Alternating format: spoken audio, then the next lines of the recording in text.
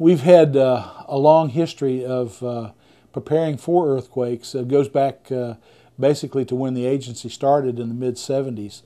And during that period of time, we've worked very closely with local governments, schools, individual neighborhoods to make sure preparedness was the #1 issue in their community for what we feel like is the #1 threat in Tennessee for a mass casualty event, which would be a New Madrid event, a severe earthquake event like what happened in Tennessee in 1811 and 1812.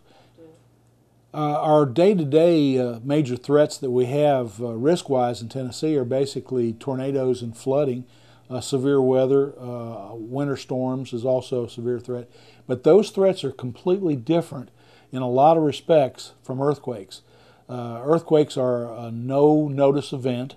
We don't have any preparedness that you can do prior to the event except for preparing your family, preparing your business, your building where you're in.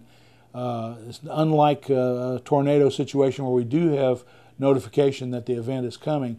With the earthquake, it will be seconds, and then you'll be possible in a devastated situation. So the preparedness is a lot different.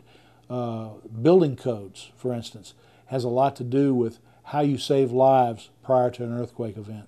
Well, along the lines of doing things to prepare your family, you have to look at a number of different things. I know a lot of people have talked about, especially the American Red Cross and many non-governmental agencies have talked about family preparedness in terms of having water, food, medicine available to the family.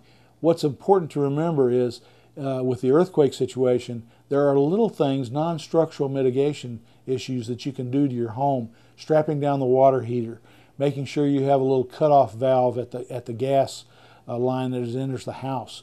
Most deaths that occur from earthquakes afterwards are from fires that were caused by situations that could easily be prepared for in advance of the earthquake by just taking a little time and doing a little study.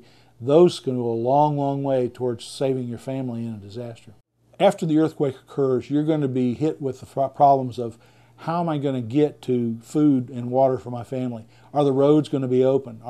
Are fires going to be able to be fought? And those issues are going to be drastic for your family. Transportation will be cut down. You may not have fuel for your vehicle. That's going to be an issue.